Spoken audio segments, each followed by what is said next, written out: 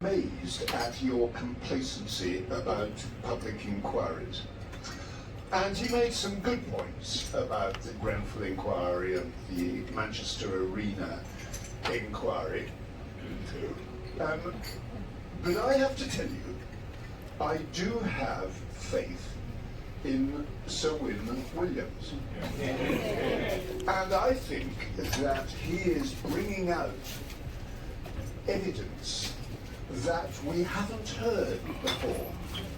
We didn't know before the inquiry that Fujitsu thought that the bunch of Horizon programmers had no understanding of elementary maths or any idea about coding, which you would think was a necessary requirement for making a computer program as large as Horizon. But now we do know that, thanks to the inquiry. And there will be plenty more of such evidence coming out. What we haven't had is any consequence for the people who are responsible for it yet. But I think we will. That's my own view. And nobody would accuse, my daughter is here, nobody would accuse me who needs it. I've been talking this evening to somebody who has had not a penny of compensation because the post office is digging its heels in. And above all, the compensation that is coming is far, far too slow. I'm pleased to say that the new minister, we've had so many ministers in the last 3 or 4 weeks that it's hard to keep up, but the new minister, Kevin Hollinrake, is one of the MPs who campaigned so strongly for the sub-postmasters before he became a minister, and that's good news. He's well aware of how slow this compensation is, and I'm having a meeting with him on Wednesday to see what we can do to speed things up. So that is good news. That compensation is Postmasters. I feel proud to be a part of, not putting it right, nothing can put it right, but on behalf of the country, for saying to the sub-postmasters, we are so sorry, and we are doing our best to make amends.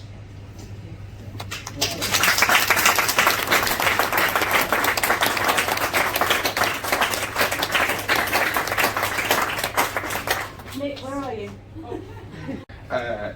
Patron of the Horizon Scandal Fund, because the delay in compensation is causing really serious problems for sub-postmasters right now. And as soon as I saw that 3 sub-postmasters weren't going to get their convictions quashed at the Court of Appeal in April last year, I realised that there are constantly going to be people who continue to fall through the cracks through no fault of their own.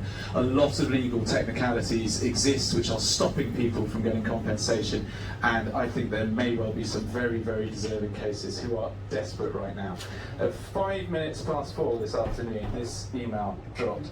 I've anonymised it, but it's a plea for help.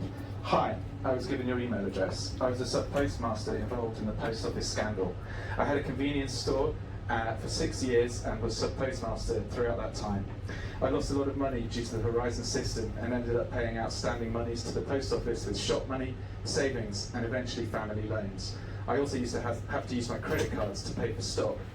During this time, the post office were constantly telling me it's my fault and that I was the only person having this problem, and that these balances are wrong and I would have to pay them back. I'm a very pernickety person and also a private person. I constantly tortured myself as to where the money had gone. Not sleeping, always in a bad mood. I kept this all to myself and never told anyone about it. My husband and family knew some things, but not the depths of it all. I worked in management, in finance, for over 18 years before I had a post office, and I thought I would have looked stupid if I couldn't find the problem.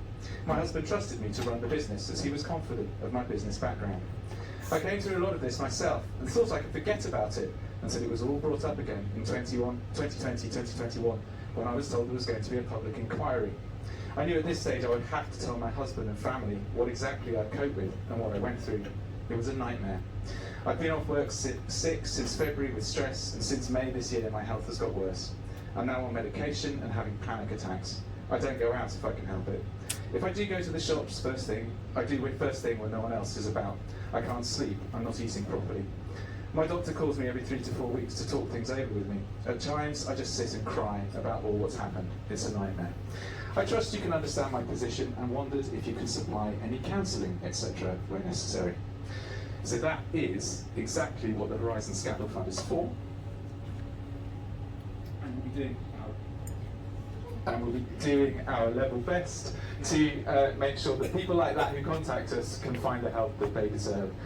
So I just want to do some thank yous, if I may. It feels invidious to sort of pick particular people out because this is a room full of people who have incredibly generously supported my work, whether it's through buying a book, whether it's through reading what I've done, whether it's through commissioning articles, whether it's through contributing to the crowdfunding pot and just helping me and latterly me and Rebecca do what we're doing at the inquiry, and we are incredibly grateful. We have discussions about this all the time, just how thankful we are that people are willing to put their hands in their pockets. So this is a small way of being able to say thank you, but the people who bankrolled today are the people who actually have invested their own personal money from their business into, first of all, taking a punt on an unknown writer to write the book in the first place, and who have subsequently become really, really dear friends. David and Helen in particular, and of course Hannah, the bar publisher,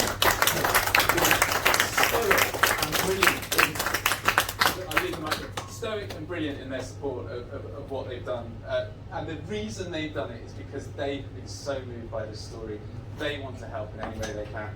They've put their finances on the line to try and just get this story out here, and the way they have supported me through all my stupid ideas and everything that I wanted to do about spreading the story myself, they've been behind me all the way. So thank you very much indeed. I'm very, very grateful. I'm also delighted that a group of people who I don't think yet history has quite appreciated what they've achieved. I'm talking about Paul Marshall, Flora Page and Nick Gould and their team in what they did at the Court of Appeal and getting the second limb of abuse over the line in that. It is something that the legal profession should be looking at for decades to come. I'm so glad they're all here in this room, and if you could give them a round of applause.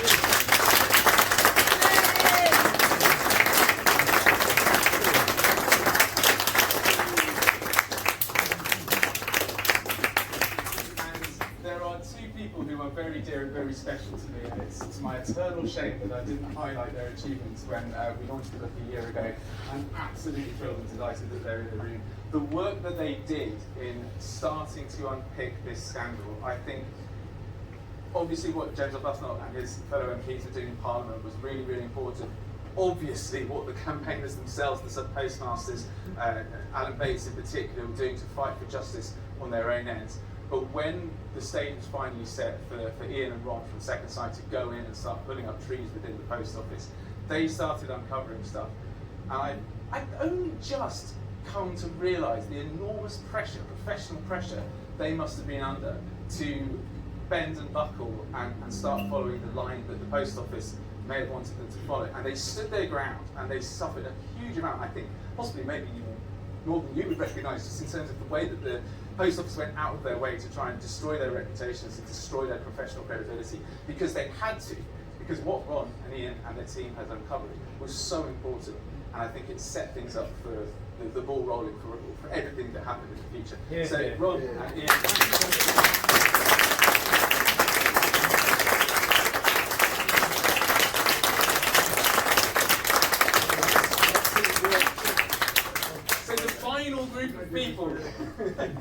the final group of people who I think, you know who I'm going to turn to next. I could have asked any number of people to come up and speak. I know Devinder and Seema spoke so movingly last year.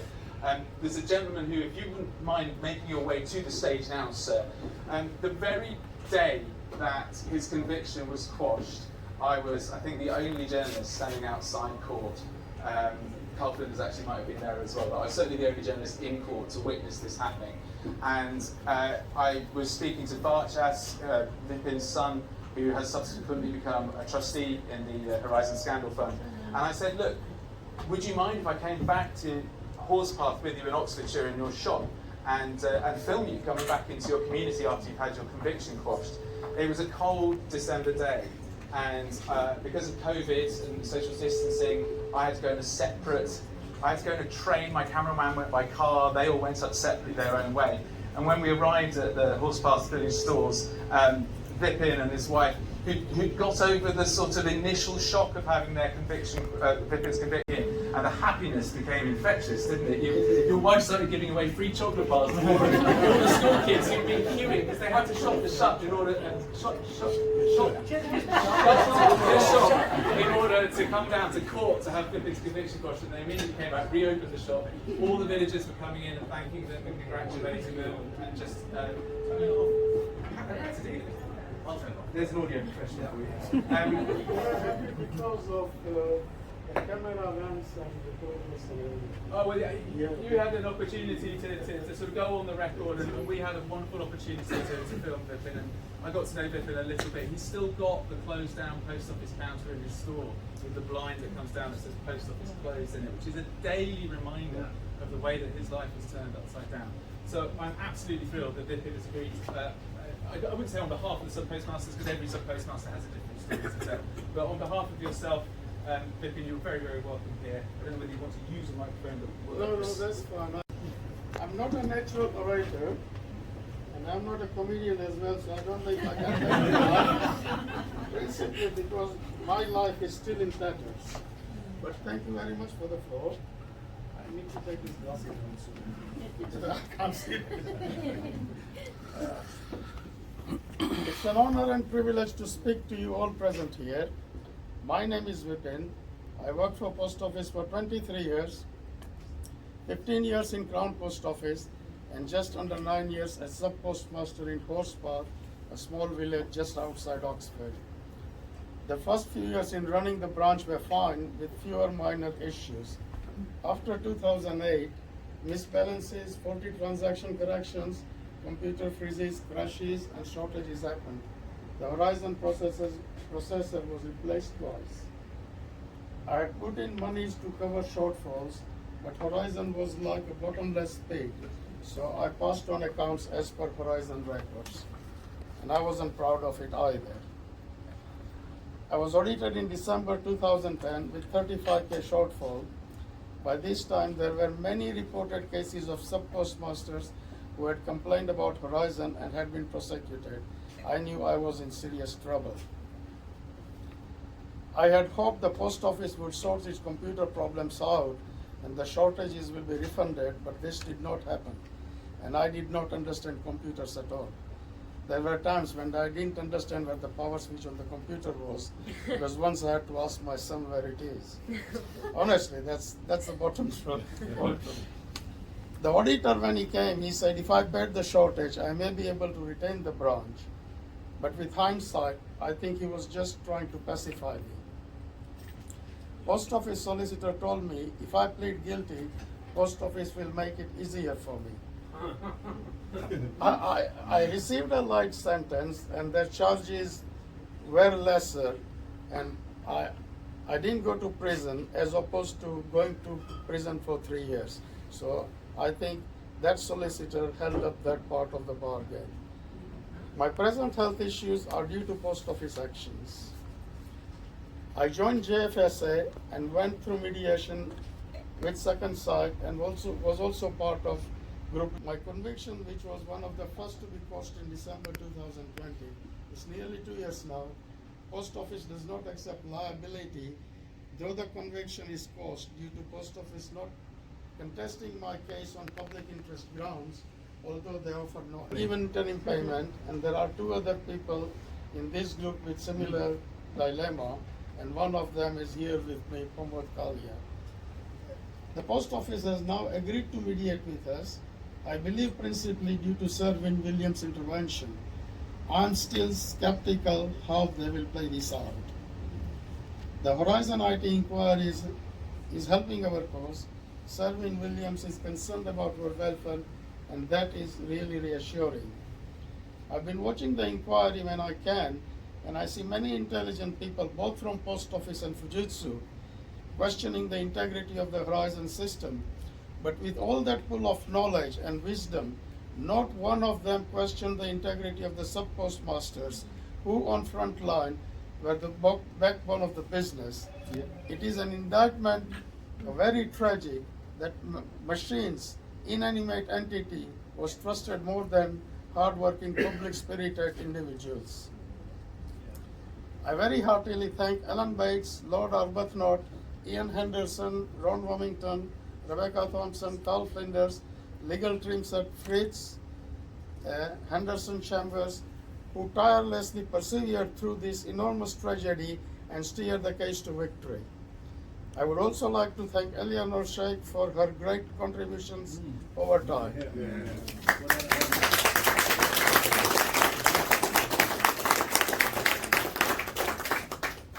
For Nick Wallace and Bath Publishing, your great efforts to enlighten the masses of people about this great scandal is an enormous feat, and I wish your message spreads with abundance of admiration to expose the biggest miscarriage of justice.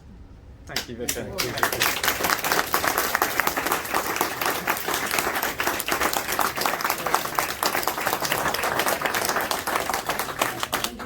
I'm sorry I couldn't make you laugh too much, but Listen, we wish you all the Not very a laughing matter, is it? Thank you. Thank you, Victor. Thank you so very much.